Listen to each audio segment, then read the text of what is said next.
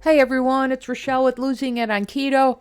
And in this video, what I thought I would do is walk you through my keto Thanksgiving meal plan. And it's a feast. I'm coming off a 2 week fast, and so I'm looking very forward to Thanksgiving. And so I've prepped a couple of ingredients. And so as I'm doing this, I thought I'd come on here and share with you what my meal plan is, and share those details with you, and maybe you pick up something to incorporate into your plan. So before I get into any details, I'll just share with you that tradition has always been very big in our family, and especially with my mom, the recipes handed down from her great grandmother. Holiday meals were always the focal point. My mom was a fantastic cook, and so we have very strong traditions around what the food should be around the holidays. And so my plan incorporates those traditions, but making it more keto friendly. And so so for appetizers, we, our Thanksgiving would go from, mid morning through the wee hours. And all of our holidays did. My aunt and uncle would arrive at like 10:30 in the morning, and then the football game would start at 11:30, and I'm one of nine, and so it was just just a lot of a camaraderie. Just the holidays have always been awesome. So anyways, so we always had a big spread, and so that included black olives. I love black olives. And the chips and dip, Swedish meatballs. This is I don't know anybody who has Swedish meatballs like we do in our family.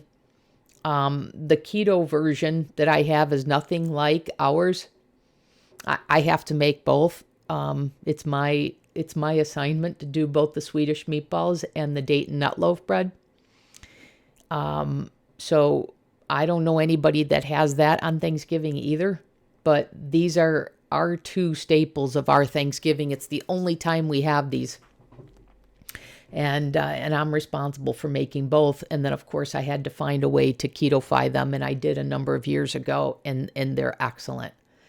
And then my mom would always put out a spread of chicken salad, ham salad, liver pate, the ham salad, liver pate, etc. That deviled eggs actually too. Those weren't my thing, but even as a kid, the chicken salad wasn't. And I've tried to replicate my mom's. There just isn't. I don't know. She was just phenomenal. And then something that I've since incorporated are pigs in the blanket.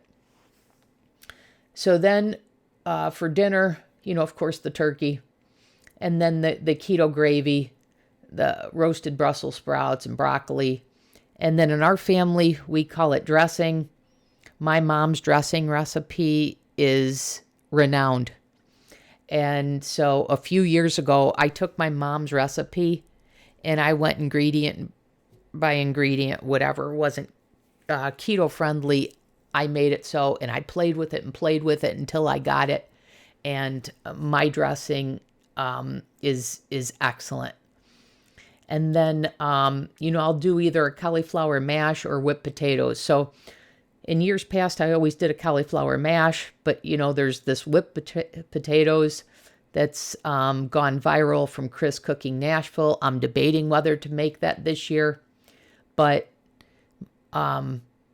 I don't want my family members to think I've lost my mind when I'm cooking up 25 to 30 egg whites and telling them it's just like potatoes.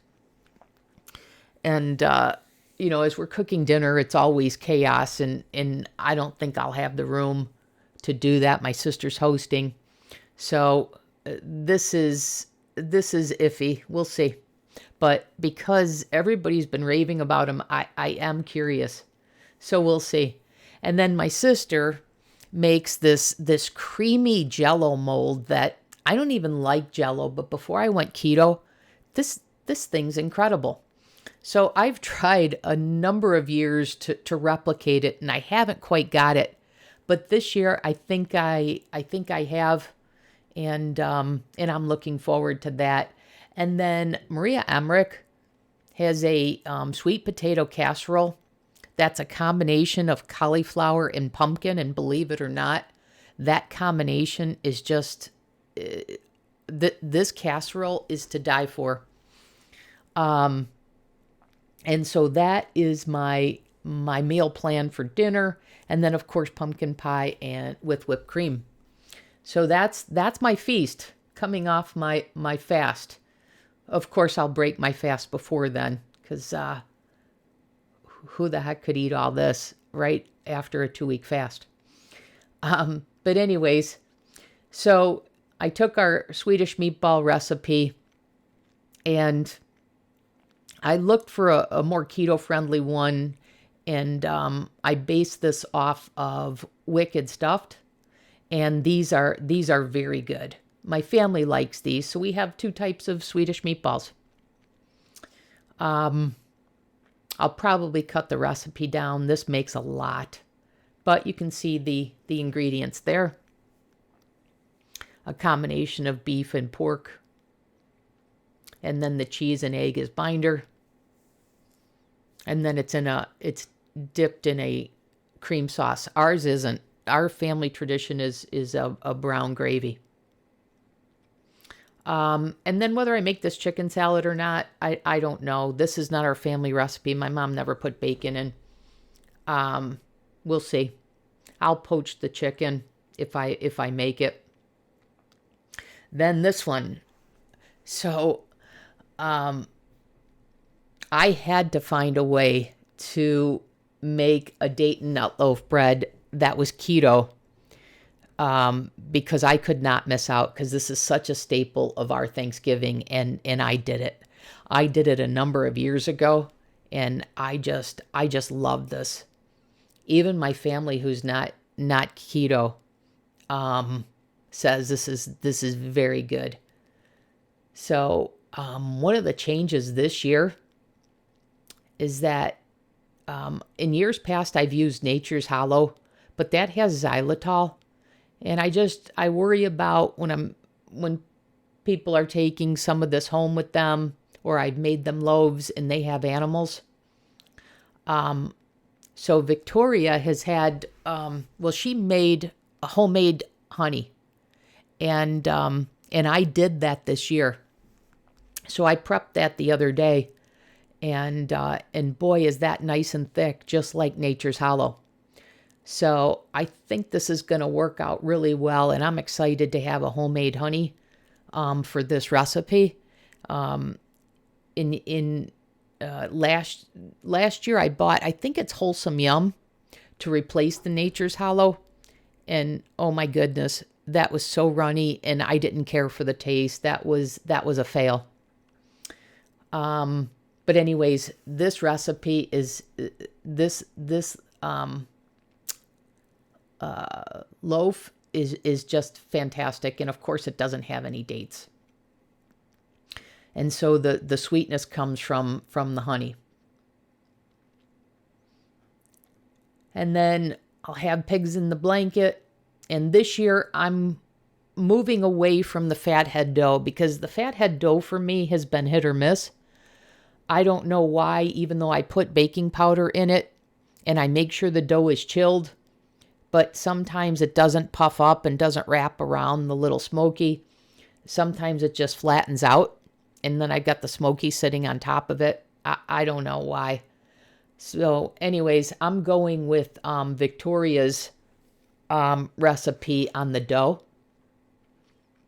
And then I got the little Smokies from Costco, the Cloverdale uncured beef Smokies. They're the cleanest that you will find. They're excellent ingredients.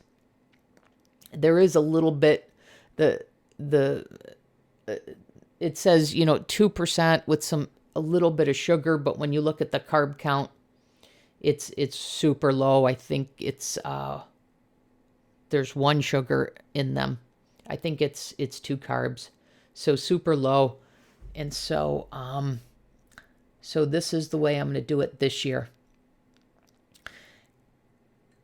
And this is the way I've done it before. This is your traditional fathead dough, and like I said, this has just been hit or miss for me. So, and then this is Victoria's Keto Flour 2.0, and I know the bamboo fiber can be hard to come by.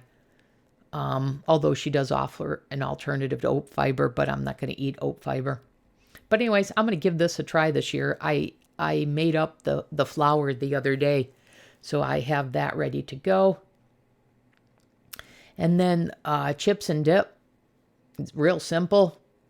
So for watching the game, take a 16-ounce carton of sour cream, and there's Mamma Mia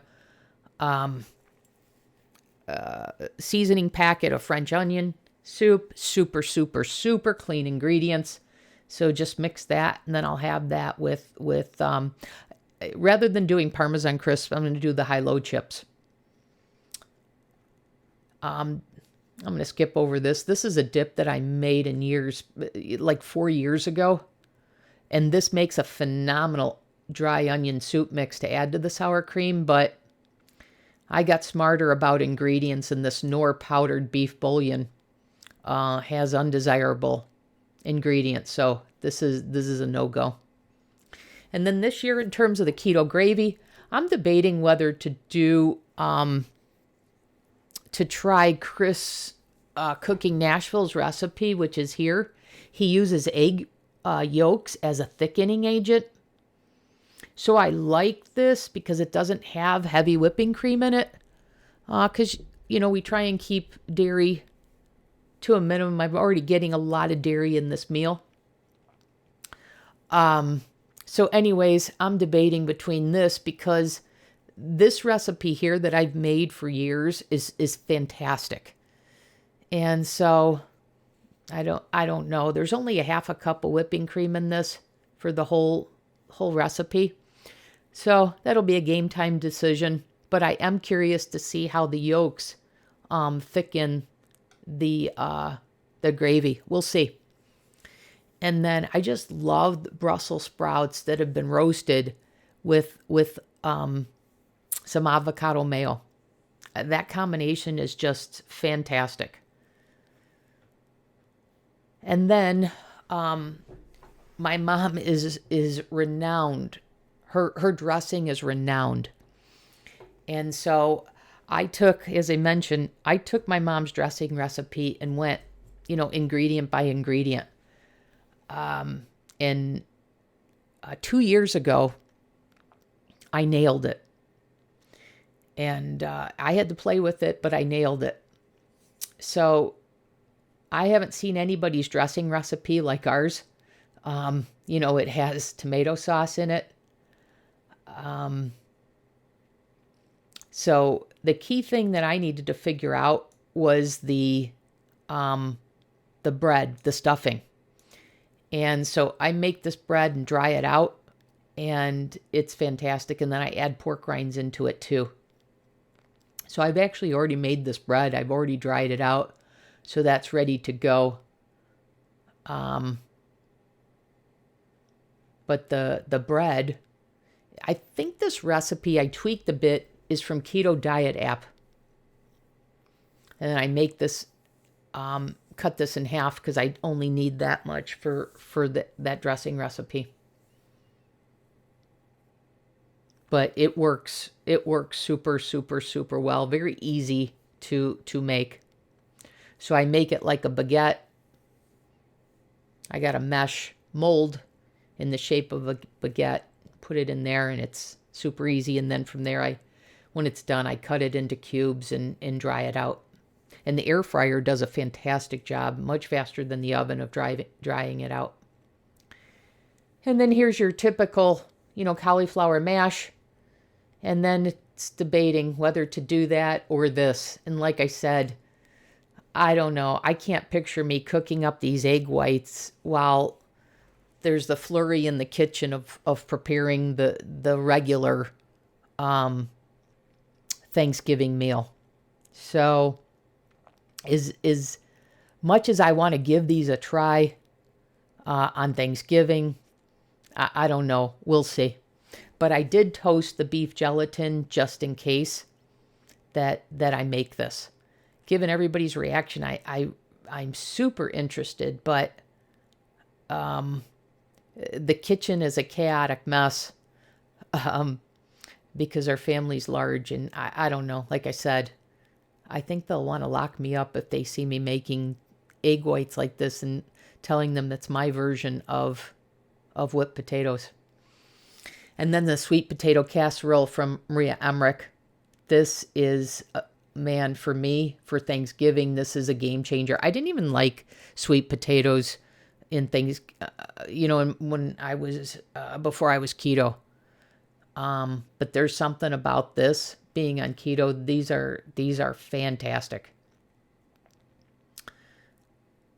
And whether the cauliflower is frozen or fresh, it hasn't mattered. I've made them both ways, and it's super, super easy. You just throw the cauliflower in the microwave to tenderize it, and this is just an awesome side dish. And then this is the Jell-O mold that I'll be making this year. I did pick up Strawberry Delish Jell-O, and I'm going to go with that this year because I've tried this combination in years past, and it just doesn't have that intense fruit flavor. And then I'm going to go ahead, and I haven't done this in years past, but to give this a little bit more texture, I think I'm going to put in the unsweetened shredded coconut this year. In my sister's recipe, I believe she does both tangerines, and there's another fruit in there. But her mold is fantastic, and I don't even like Jell-O. But there's something about this creamy Jell-O that's excellent. So this year, I think I'm going to get a pretty darn good facsimile of hers. So I'm looking forward to this.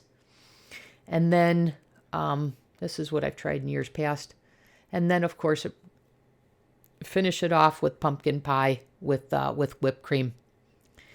And I've been debating on what you see here is the way I've made this in years past, and this is excellent. From the crust to the filling, the whipped cream, it's awesome. But if something can be improved, I'm game. So I've been going back and forth between trying Victoria's graham cracker pie crust, her guaranteed no burn pie crust, but then Keto Focus has a buttery pie crust that I recently saw, and so I'm going to go with that this year. I don't have the recipe here; it's on her website, ketofocus.com, but I'm going to give that a go.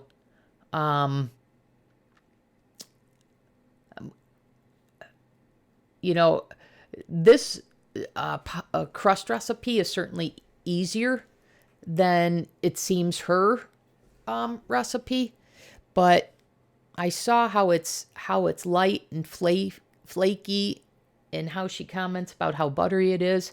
So I'm gonna give that a go this year.